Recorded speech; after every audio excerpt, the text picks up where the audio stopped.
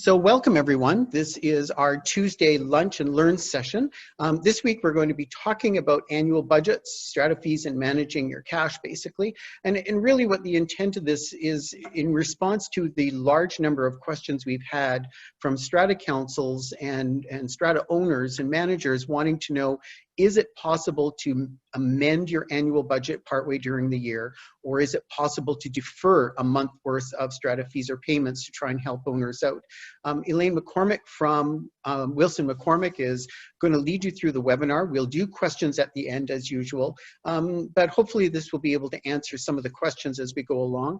Many thanks to our sponsor this week, West Coast Title Search. If you have land title issues that you're dealing with your strata corporation, if you are looking for some services, if you're wanting to file liens, remove liens, file bylaws, there's certainly a place that you can go to for some additional service, and please contact them. Just a little bit of a reminder about the process of this webinar. It will be recorded and it will be posted on the CHOA website later in the day. If you submit a question through Q&A, we will group and respond them to get them towards the end of the presentation and try to get to everyone's questions, but you're certainly welcome to contact the facilitator, the speakers, if you have any additional questions that didn't get coverage. Please do not identify your strata plan business or any personal information, as this webinar will be published as we move forward. And speaker email addresses have been included, and you're invited to email them directly for any assistance at all. So without any delay, Elaine, we're going to get you to start off with a little bit of a primer about budgets and move forward from there. Thank you, Tony. So today we're going to talk about some of the things that you need to deal with, particularly when you're dealing with an annual general meeting. And so with respect to timing, an annual general meeting must be held no later than 2 months after the fiscal year end generally. But we now have a period of time where we are in provincial state of emergency. So effective May 29th, there is an additional 2 months to hold an annual general meeting. And in fact, if you have to hold another type of general meeting, for instance, if you have received a petition from 20% of the owners and so on, you also have the additional 2 months to hold those types of general meetings as well. So if there's a special general meeting that you need to hold, you have an additional 2 months to hold that. You can also always hold your AGM before the fiscal year end. So you have some flexibility and some time. And of course, we'll talk a little bit about different ways of actually holding the AGM and whether or not there are other options that do not require you to hold an AGM in certain circumstances. If you fail to approve an annual budget at the AGM, Council must prepare and place a new budget before an SGM within 30 days for approval by a resolution passed by a majority vote. So you hold an annual general meeting, you're unable to pass a budget, you need to hold another general meeting, a special general meeting this time, within 30 days. However, if you do need more time for some reason, at the annual general meeting, you can approve a longer period of time as long as you pass it by a 3/4 vote resolution. And Tony, have you found times when that has been helpful? It has been helpful, but the legislation has a conundrum in it, because this has come up a number of times. You didn't approve the budget within 30 days more. You had another meeting, and the owners didn't vote by 3/4 vote to add an extended period.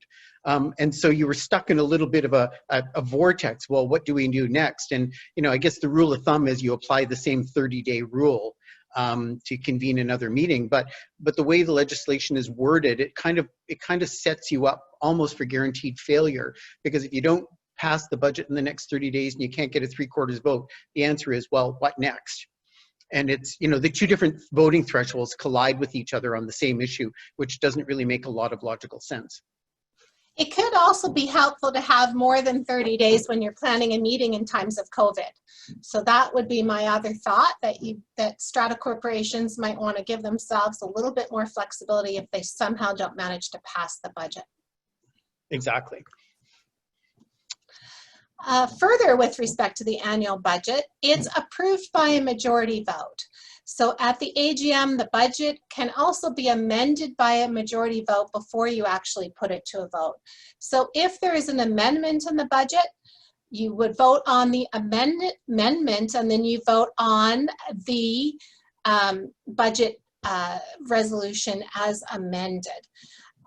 Tony has been mentioning to me that particularly with strata corporations with pools and other recreational facilities, it could be that right now their annual budgets that they had considered and put together may actually be too much money with respect to those recreational facilities. Is that something that you have been experiencing, Tony?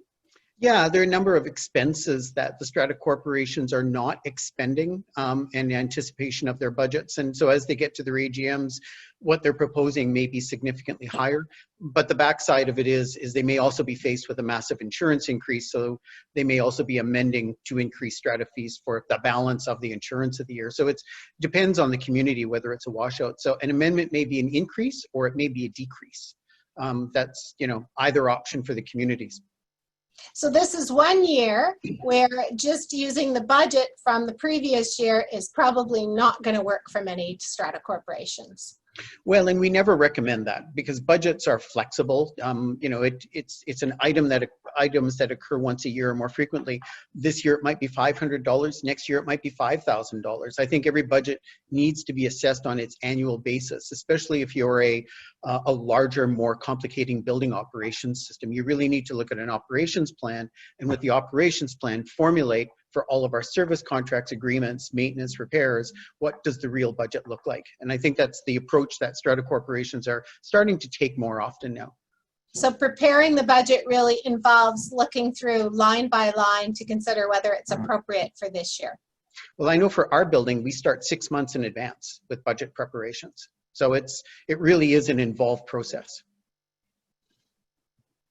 All right. So if you have convened a meeting and you're permitting owners to submit restricted proxies, you really have to consider what that actually means. The proxy may or may not permit amendments. So when you're putting together a notice package for an annual general meeting, consider what the proxies are actually saying and what you're proposing. Are you proposing that the proxy very strictly says how you're going to vote and that you can't amend those resolutions, or does it give the proxy holder some flexibility? You must convene a general meeting that meets the conditions of registration, certification of proxies, quorum, and permits owners to attend in person or electronically as permitted by the emergency orders.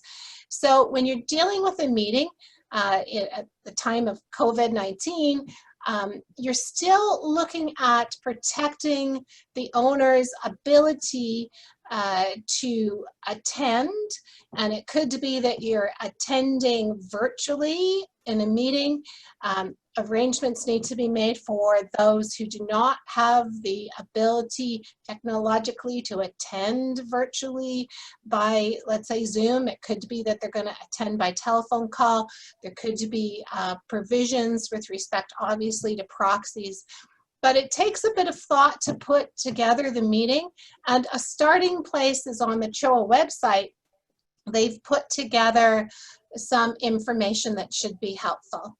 Do you have further thoughts on that, Tony? No, that's really helpful. And I think the other thing that's really helpful for strata corporations is the general meetings run really well if you have an information meeting the week before. Have an information meeting by Zoom and allow people to either call in or use the electronic communication. And that way if they're sending in a restricted proxy and they want to make amendments to it because, you know, a week before council will know, look, we need to amend the budget. If they're aware of that, they can make those instructions on their proxies. So it really gives a lot of flexibility and it solves a lot of issues that arise otherwise at the electronic meeting or in-person meeting if you have space to convene it. So we found that the meetings are running much smoother with an information meeting the week before, where there's no voting, it's not official. There's a lot more ability for owners to be flexible. And information meetings are also great for dealing with nominations of council members. Absolutely. So if you have Yeah, an information meeting, a lot of people may not be attending the annual general meeting personally, they may be attending by proxy.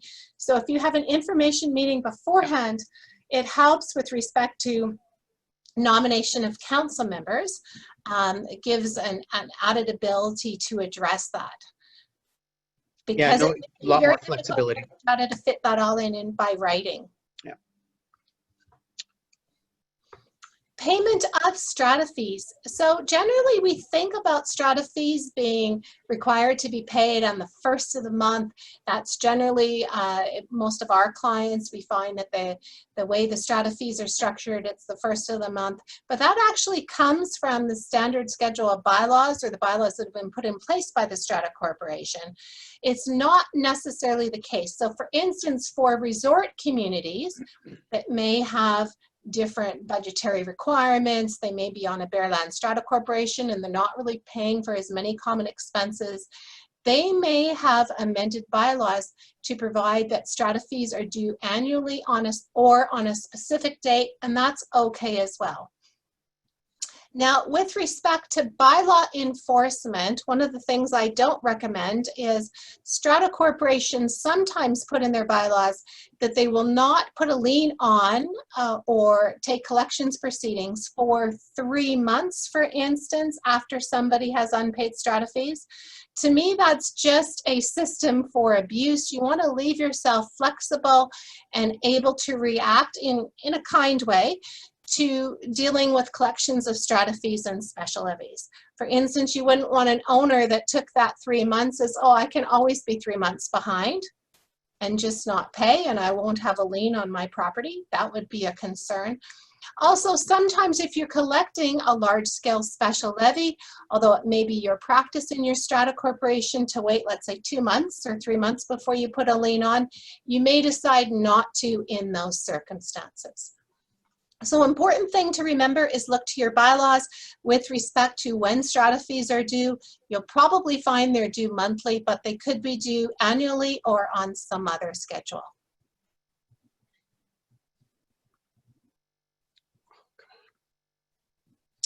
Increasing the strata fees. So you put in a budget. The annual budget is approved before the fiscal year end. You'll have new strata fees that will apply likely the first day of the month of the beginning of the fiscal year, and so that's pretty clear. What gets more complicated is if you've delayed the annual general meeting and you have an annual budget that's approved after the fiscal year end. So people have already been paying strata fees based on the old strata fee amount, and now you have an annual budget that's approved. So in that annual general meeting notice, in the budget information, it needs to be clear on what you're planning on doing. You're going to be, let's say you hold the meeting 2 months into the fiscal year, you're going to be collecting the amount that's required in the budget based on those 10 payments and the other 2 payments that were made. You're going to clearly lay it out in the budget, and it's going to be clear what you're doing. And what we don't want to see are retroactive payments. So people do not owe money for, let's say, June and July if they don't owe an extra fee to top up the strata fee. They've paid the strata fees, let's say, for June and July, and you're looking at August, even though the fiscal year started in June. Do you have thoughts on that, Tony? Yeah, well, and I think the other thing that we get stuck in is that the bylaws say that the strata fees are due monthly, and we automatically go to that must equal to 12 equal payments. That's not a condition of the bylaws. When they're due on the first of the month, that is just simply the due date of the strata fee. But that's one of the reasons why the legislation under the regulations requires when you send the notice, you have to send the schedule of the fees for the year as well. So the proposed annual budget is accompanied with a schedule of fees, and you would show that the first 2 months of fees you collected at last year's rates essentially. But let's say the budget increased by 10%. You have to collect the total amount of the budget remaining for the balance of the fiscal year. And most strata corporations just simply spread that out over the next 10 months payments, so it's the least amount of impact on the owners. But it isn't 12 equal payments, which equates out to the annual fiscal year. I think that's how people started getting into the bad habit of trying to retroactively collect fees, which you're not permitted to do because those periods have already expired. And the retroactive collection of fees, so to say that somebody owes more for June and July when it's already August, could cause a host of problems with respect to, let's say you've put out a Form B information certificate saying whether or not those strata fees have been paid. So the June and July fees will be paid based on the old amount, and you would start with a different amount for August and the 10 months following that would still be within that fiscal year. Right. So now we get into the meat and potatoes of, can we amend our annual budget during the year? So, so many things going on. Sometimes strata corporations don't want to pass, let's say, a special levy to deal with insurance. They want to keep it within the concept of the budget. So what do? You've had an annual general meeting already. The amount is not going to be adequate to potentially pay for some expenses. Maybe the amount is too much because the recreational facilities are shut down and the expensive pool is no longer going to be as expensive. What do you do? So my thought is that you can generally in law deal with things the same way you dealt with them the first time. So you can potentially, technically take a budget at an annual general meeting and amend it at a special general meeting. However, there's a host of concerns in doing so, and you need to carefully consider if that's really what you want to do. You've potentially sent out information to potential purchasers of units, and they've qualified for mortgages or not based on what the strata fee is. There could be collections issues. There could be all sorts of issues in changing that budget. It's certainly not something the council can do, but if you feel that you should change the budget based on a special general meeting, there could be concerns flowing from that. And it's always important to know that you can, if you're short on a budget, you could take the money from the contingency reserve fund based on a 3/4 vote, potentially. You could raise a special levy to deal with the shortage. There are other options, and those other options may be preferable in the circumstances. Do you have thoughts on this, Tony? Well, I think the other side of this is that strata corporations really were asking if we managed to trim our budget. So one of the scenarios that was a very good example was a complex that decided that they would actually do their own landscaping this year to cut the budget, and they weren't going to open their pool. And in all of this, they could save about $25,000 out of their budget. So their question was, can we amend our budget to reduce the budget, thereby either reducing strata fees for the balance of the year, or actually reducing the collection of strata fees for 1 or 2 months. And so that, it certainly has a lot of implications to it, because this is then going to also impact what their contingency contributions were as well.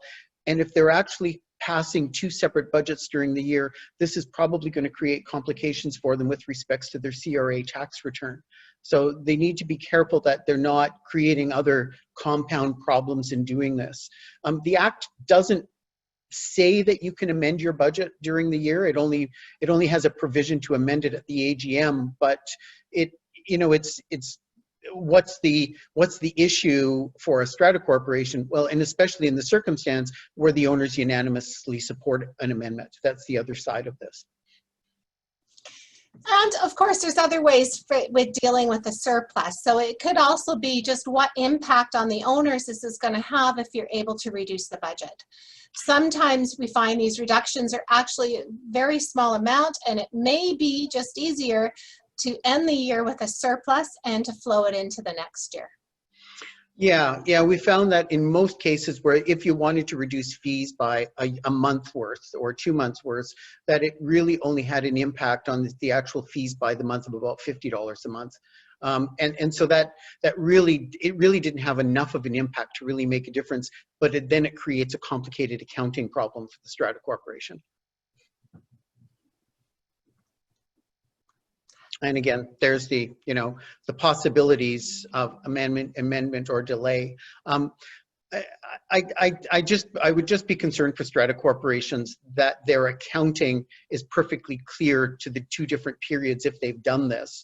And certainly I would recommend stratas who are going to do this to probably get some advice, some legal advice, contact one of our advisors and talk through all of the repercussions first before you consider doing this. There is a provision in the Act that I did just touch upon, and I'll mention again that if you fail to pass at the annual general meeting your budget and you want to delay it further beyond the 2 months, you could, by a 3/4 vote, set a time period at which time you would then vote on it. So if you need further time, you could set that time period based on that. Which also is another one of those quirky little legislative complications, because you now have a special general meeting, and the Act didn't contemplate, could you amend a proposed budget at a special general meeting if it was a deferred budget that wasn't approved at the AGM, which is another quirky little complication for strata corporations. And I did misspeak, actually. I said that generally you'd have 60 days to hold the special general meeting and re-vote on the budget, but you actually have 30 days. Yeah, 30, exactly. Yeah. 30. With respect to insurance, let's say you have an insurance payment due May 1st, but the AGM is not until July and there is a 100% increase in the fee. So you have a big issue and you need to consider how you're going to deal with it. And there are some ways of dealing with that. There is a new regulation that became effective May 29, 2020 that allows council to expense the amount from the contingency reserve fund if it's not possible to hold a general meeting to address it before it's due. So if you have amounts in your contingency reserve fund that will allow you to pay for the insurance, you're unable to hold a general meeting to address this, you can take the amounts from the contingency reserve fund to deal with this. You may have sufficient cash in your operating account to deal with this. There could be a loan from the contingency made, but that would have to be repaid within the fiscal year. And we see strata corporations have done this for many years. They have taken a loan from the contingency reserve fund and paid it back within the same fiscal year to finance the insurance. Financing insurance payments is a form of a loan, and in order to borrow money pursuant to the Strata Property Act, a strata corporation needs to have approval of the owners by 3/4 vote at a general meeting, and that is something that they do. And of course, a special levy, if you have time to hold a general meeting, you can have a special levy that's approved by a 3/4 vote to pay for expenses. Oftentimes we think of special levies as something that are used for capital expenditures only. So for large scale expenditures that occur once a year or less often than once a year. But special levies can also be used to pay for operating expenses. So they can be used to pay for insurance expenses or those expenses that occur once a year or more often than once a year. They're a hybrid type of way of raising money. Do you have further thoughts on this, Tony? Well, the difficulty for a lot of the stratas is that their insurance renewal doesn't necessarily coincide with their AGM.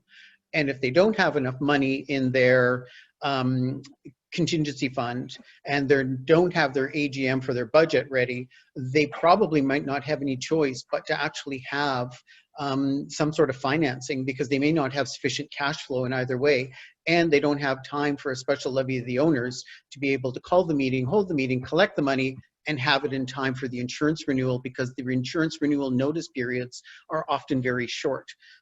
So now on the upside, several of the brokers have been very helpful and arranged for financing at extremely low rates, 2.2%, 2.5%. So it's just basically a courtesy cost of helping the Strata carry the payment through the cash flow for the year. So, my recommendation is talk to your brokers about what options you have available, because there certainly could be some circumstances. But yeah, that's one of the problems with the really short notice that Strata corporations are getting from their insurance brokers, is it doesn't give the Strata corporation the time period necessary to give notice of a special general meeting for a special levy.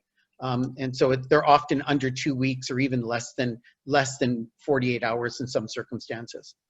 I was going to say that my experience has been that we're really looking at very short time periods of potentially a week or two. Yeah, it's very short.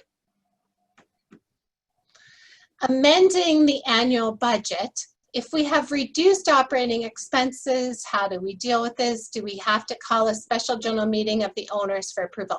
So if there is an opportunity to amend a budget, and as Tony mentions, the Strata Property Act does not specifically address this, but it would be something amended by the owners at a general meeting. You would go through the same process to amend a budget that you did to pass the budget.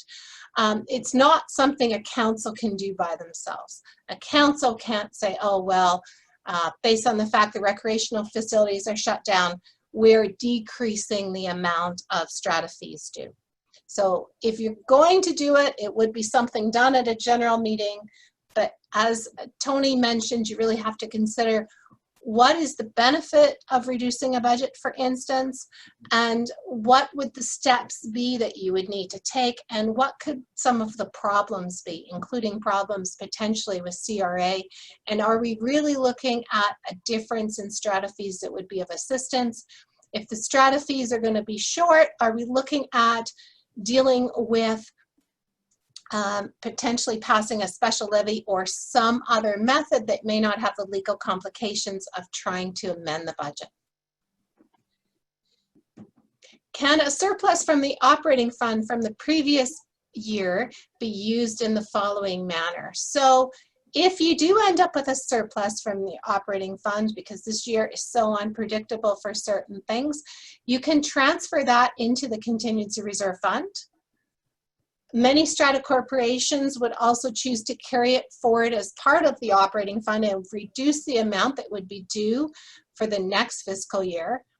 Or you can make another choice if you have that choice approved by a 3/4 vote resolution of the owners at a general meeting. Amending the annual budget. An operating fund deficit from the previous year must be eliminated during the next fiscal year. So if for some reason there is an operating fund deficit, it needs to be addressed in the next fiscal year.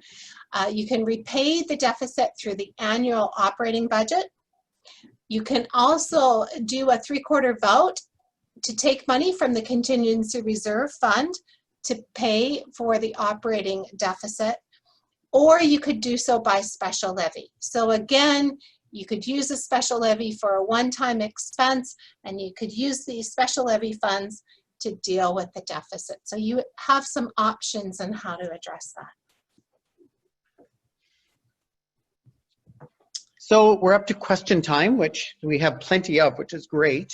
And I'll just start towards the top, because there were some questions that don't necessarily relate exactly the same way, but they certainly are timely, and I think they're helpful. And so the first one is from a senior housing strata. So they have an age restriction bylaw of 55 and over. And the challenge they have now with so many people who are isolated is they actually have family members who've come to live with them who are under 55.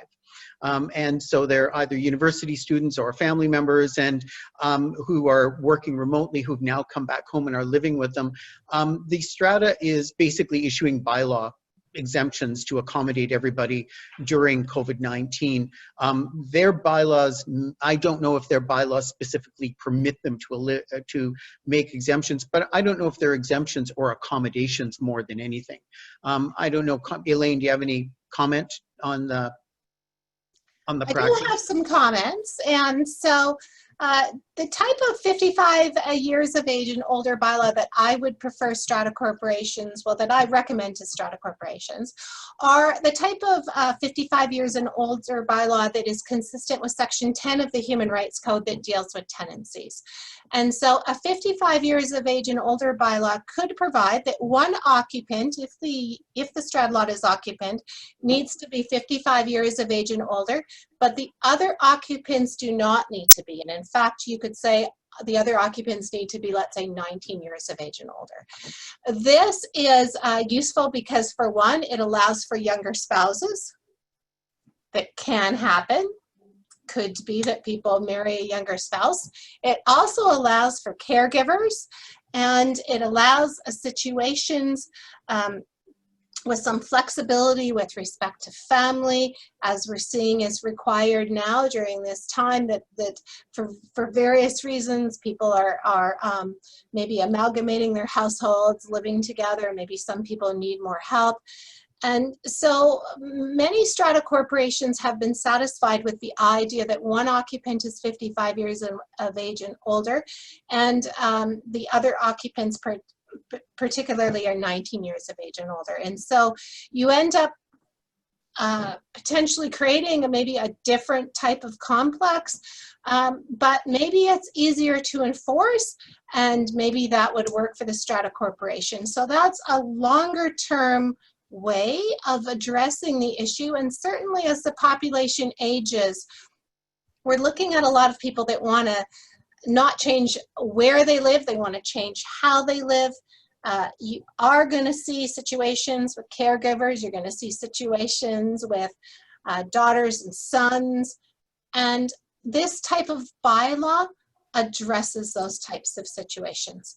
So although that may not address their situation now, it is something to think about as far as putting in a different type of age bylaw. And that's consistent with Section 10 of the Human Rights Code that deals with tenancy and provides that you can have tenancies and multi-use buildings that are for tenants that are where one occupant must be 55 years of age and older. I'm obviously very passionate because I've just taken 3 or 4 or 5 minutes to explain age bylaws in a non-age bylaw seminar, but those are my thoughts on it. No, but it is something that I think strata corporations should consider for all bylaws, in the sense that conditions with residents and occupants are not static, and everybody doesn't fit into the same conditions. And as we've discovered through COVID-19, we have extenuating circumstances that arise from time to time, and it's very helpful if the bylaws are designed to allow for periods of accommodation or other circumstances that may arise, and certainly accommodation for anything that deals with age, rentals. Rentals already have accommodation for things like hardship. You have alteration bylaws that deal with human rights. You know, there are a number of conditions that if the bylaws have some accommodation ability, it gives the strata more flexibility to work within the framework of the owners. So, you know, it's very helpful when they're doing that. So it's an excellent answer. I just want to go back to the strata fee issue on the retroactive strata fees. We do have a Supreme Court decision that basically deemed that strata fees for the fiscal year are due and payable for the full fiscal year. And so they're not retroactive fees. Once you've approved the fees, you've approved them for the full fiscal year. And if you're into your 3rd or 4th month of strata fees, and you're having to deal with the issue of the first 2 or 3 months of strata fees that have increases, it's convenient and easy to just spread those payments out over the next 9 or 10 months. The longer you wait, especially with the extension, the difficulty is going to be the higher fees people are going to have to pay. But it is permissible under the Supreme Court decision to be collecting the fees that should have been increased in the earlier periods. However, that unto itself may create financial hardship for owners. So, however you're going to collect these fees has to be explicitly laid out in your notice of meeting when you send out the schedule of fees. And I think that's it's an important factor to look at that when you're dealing with that. And whatever you do, try and remain consistent. One other question is, how is it possible to hold an AGM before the fiscal year end? It's much easier, I'll answer this quick. It's much easier for small strata corporations to do this because small strata corporations generally have easier financial reporting that can easily be relied on. But the regulations make a very specific reference to this practice where if you are sending out your notice before your fiscal year end and you're going to have your meeting before your fiscal year end, you have to send out a financial report projecting what the expenses will be for the fiscal year end. And in smaller strata corporations, which really are about a third of them across the province, it really is quite a common practice. In a larger strata corporation, you probably need a much more detailed financial report to know what the impact is going to be on the next fiscal year. And you don't get that financial report well into a month or two after your fiscal year end. So that's a little bit of a challenge as we go through. The extension, maybe I'll get you to explain that again, Elaine. The 60-day or 2-month extension under the emergency order for the AGM, it applies to every strata corporation, but it still is an extension beyond the fiscal year end, not when the regulation was passed. That's the important thing that people seem to be missing. Some stratas think that that 2-month extension starts after the regulation itself under the emergency order, when the regulation was passed. This extension actually applies to the original 2-month period after the fiscal year end. So you're looking at the fiscal year end, you're taking the ability to extend the annual general meeting. You're saying that normally you would have 2 months, but now you have an additional 2 months. That's right. So if your fiscal year end is December 31st, you had until the end of February to have your AGM. This regulation now gives you an extension to the end of April. The caution about that is you're going to be delaying your increases and approvals that much later, so the financial impact on your owners is going to be greater. So, the further you extend it, the greater the financial impact on your owners. So it's something you want to be very cautious about, because now with increased insurance fees, you may be putting owners under a very difficult situation because they may have to pay those increases over only 8 months. Exactly, yeah. Or one lump payment to catch up for everything, which is going to be a huge financial burden for people. Here's something we keep seeing day after day. Can a strata hold an AGM by restrictive proxy? To start with, I have to say it one more time. There is no such thing as a general meeting by restrictive proxy. The restrictive proxy is a privilege of owners. They can restrict their proxy to ensure their voting instructions are upheld. And when they do that, they may not be permitting things like amendments to the budget or other types of amendments that may occur. But you have to convene a meeting, whether you've convened a meeting in your club room with your strata council and you can accommodate some people to attend, or the meeting is electronic and you can accommodate people to attend electronically. You must convene a meeting. You have to register people. You have to issue voting cards or a method of voting electronically or in person. You have to certify the proxies, and you have to allow voting and discussion on the resolutions. You cannot just simply say, we're having a restrictive proxy meeting, nobody can attend, no amendments. That is not a meeting, because the same thing is going to apply to the proxies. If you've not convened a meeting, you've not certified them or registered them, they're not valid either. And so you have no voting unless you've actually convened a meeting. The restrictive proxy is for the purpose of and benefit of owners, not for the strata corporation to prevent attendance at meetings. I think this occurred frequently at the very beginning in dealing with COVID, strata corporations were working through how to run annual general meetings. And so there has been meetings held based on a restricted proxy format, or a meeting held where the owners were encouraged potentially not to attend, to put in a restricted proxy, that there would be a limited number of people at the meeting. And I expect that if people are dissatisfied with decisions made at those meetings, that might be something that we see at the Civil Resolutions Tribunal, and how that will all unfold, we don't know. But definitely best practice, and the concept is that you're still holding the general meeting, whether it is virtual or dealing with some type of social distancing, particularly for smaller strata corporations, you might be able to do that. So you're holding the meeting safely, you're allowing attendance virtually or physically, and you're also using proxies to deal with the fact that it may not be the kind of meeting that you're used to in the hotel room. So we have a question about the budget. So the budget's already been approved for the year. The Strata has discovered that an outstanding amount is due for the insurance premium to the operating budget. So I'm assuming that they have borrowed money from the contingency reserve fund. How is it decided how much is paid to reduce the loan? That's decided by Strata Council, and Council report that in their minutes. So if there's a loan from the contingency fund to the operating fund to pay for insurance, how much you pay back on a monthly or quarterly basis is what you would report in the minutes to the owners. You must inform the owners of the loan from the contingency fund to the operating fund. That's part of the council minutes.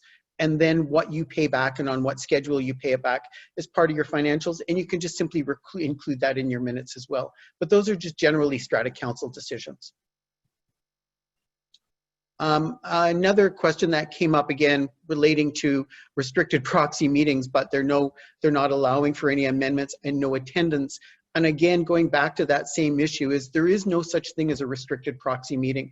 But we did have about a 3 or 4 week window where the government hadn't permitted electronic meetings. People couldn't assemble and there wasn't any choice. So some strata corporations just made the option available for people to issue a restricted proxy so that they could move on with their business. But again, the strata corporation can't determine that there are no amendments, there's no discussion, there's no activity. The strata has the ability to convene a meeting, and it still has to convene a meeting.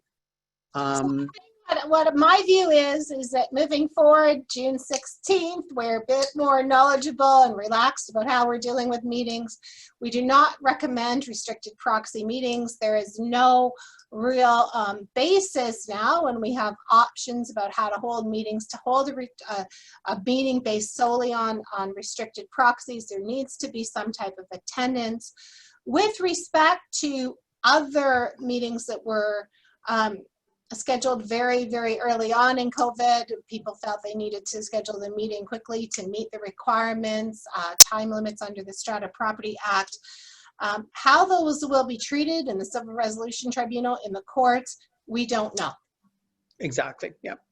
If there's significant surplus, can the surplus be used to lower next year's strata fees? Knowing the following year may require an increase, but certainly, a number of strata corporations this year were aware of what some of their projected insurance costs were going to be. So they were extremely tight on their budgets and managing their budgets, and ended up with a substantial surplus that allowed them to carry that over as revenue to next year's budget, which has significantly reduced the impact of their insurance cost in their annual budget. So, certainly you can do that and move it forward. The difficulty is if you do that, but the following year incurs higher costs and you end up with a deficit, or the following budget becomes substantially that much higher, you're facing much greater increases. So, it's up to the strata corporation really to consider what you're doing. But if you've had a fiscal year where you do have a surplus, carrying it over as a proposed revenue item to offset strata fee increases is certainly a permitted measure within the Act itself. What's considered a reasonable variance or percentage of actual expenditures from the owner-approved budget? the Act has a limitation that the Strata Corporation may expend up to $2,000 or 5% of the annual budget, whichever is less, without permission from the Strata Corporation. But here's one of the challenges that we have, is that we have other types of expenses that may be incurred on the annual budget. For example, if there is a deductible for insurance that's $100,000 that becomes a common expense, the amount can be expensed either from the operating fund or the contingency fund. But the question you have to ask yourself is, if we're expending it from the operating fund, do we actually have the budget amount available in the operating fund? We may have already maxed out our operating fund, in which case there is no money left in it. We should be expending it to our contingency fund. So, you know, Stratas think, well, we'll just expense it to the operating fund. It will then show a deficit, and at the end of the year, we'll move that deficit over to the owners to be collected. It isn't that simple. You can't spend money you don't have. So if the operating fund no longer has funds in it to be expended on an insurance deductible, then you obviously need to make the choice you're expending it from the contingency fund. So Strata corporations faced with an insurance deductible, while they don't have time to hold a general meeting to address it, really need to consider whether or not to deal with it through contingency reserve fund. Exactly, exactly. There was a question about insurance financing again. Where insurance is due March and AGM in July, how can we do financing? That's something you need to talk to your broker about directly. And this is where I think we have a bit of a disconnect, and we talk about insurance a lot. Strata councils need to speak directly with their brokers. Don't use a third party. Don't go through a delay of talking to your Strata manager. They talk to them, they come back to you. Weeks and months pass before you get answers. Pick up the phone, talk to your broker. The broker is very happy to help you and walk you through this. Ask them what options are available for payment. You might not have any choice. It may be the only option if you don't have time for a renewal, you don't have time for a special general meeting, you don't have the finances in the bank. And if you do this, make sure you have a resolution on your AGM agenda or your next meeting agenda to approve the loan as quickly as possible. You may be in a situation where you don't have any other options. And the more you talk to the insurance providers, the more you'll understand what the provisions would be in that resolution. So the loan resolution would, you try to make it with as many details as possible. And of course, it's helpful if you have an idea of what that might look like. Yeah, I was going to say, we have another seminar coming up also for collections, dealing just specifically with collections for strata fees and for insurance deductibles and for fines and penalties. So we're going to deal with collections on that. But maybe, Elaine, you could talk a little wee bit about the cycle of collections and the need to actually segregate, the need to really have, strata councils really need to have a monthly receivables report so they can consciously make decisions on collections and not let them go delinquent, because that's oftentimes the biggest part of the problem, is they don't have a schedule of receivables and they're not making conscious decisions about how to proceed with those. So certainly collections, generally there's a 2-year limitation period to collect amounts owing. It's something that you want to consider, and it can be that you make different decisions based on owner situations. For instance, if there's a death in the strata corporation and it's a sole owner on title, you need to consider how you're going to work with the estate to ensure that the strata corporation's interests are protected, and yet the estate maybe has some time to start paying strata fees. What I like to see for strata corporations, as I mentioned before, is that the bylaws do not preclude flexibility in dealing with these situations. So you want as much flexibility as possible to deal with the situation. For instance, with respect to special levies, large-scale special levies, you may react to faster than you may react to non-payment of strata fees for a month or two. So it's something that is ongoing. COVID has not stopped the strata corporation from needing money. It has not stopped the strata corporation from requiring owners to pay their strata fees and special levies. The court system is up and running. There are collections procedures and order for sales that are taking place. But obviously COVID is in the mix as far as how much time you would give an owner to pay, what the reasons for non-paying are. And it is an ongoing process whereby you give the owner a warning letter pursuant to Section 112 of the Strata Property Act. You then place a lien. I do a second warning letter after the lien, both to the owner and mortgagee. If the amount is unpaid, it is possible to commence order for sale proceedings pursuant to the Strata Property Act. And the unit may be listed and sold by the Strata Corporation on behalf of the owner as approved by the court. Yeah, and the difficulty of the financial hardship many people are going through right now is that the reality is the Strata Corporation still has to pay its bills. And they still have to pay for the insurance and the hydro and the utilities and the service agreements. A lot of these budgets are really bare bones budgets. There's not a lot of room to be cut out of them. So, you know, the anticipation is from the public is that the Strata Corporation is really going to have to effectively look at how to process collections. Certainly there's some flexibility if the Strata has some cash flow, but many Strata corporations don't have enough cash flow to be able to absorb a number of people who are delinquent on their fees. And the Act says the Strata Corporation must enforce bylaws. So, you know, anything that's anything that works with respect to each community, but it's only possible if your Strata Council has a real picture on a monthly basis of what your receivables are. And that's, I think that's one of the key elements that many Strata corporations are missing. I was going to say, we're pretty much down to the limit of our questions, and we're coming up to the limit of our time. So Elaine, thanks so much. That was really great. Next week's webinar, we are dealing with rentals, Airbnb, managing transient accommodations, which are short-term rentals in Airbnb. So please join us for those. Thanks again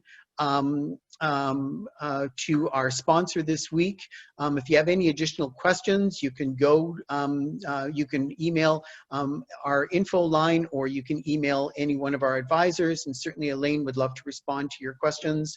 And that would be just grand for everybody. And so thanks again to West Coast Title Search and to BC Housing for their ongoing partnership and support. And Elaine, thanks so much for your participation this week. Thank you for organizing this, and thank you to all the participants. Bye for now.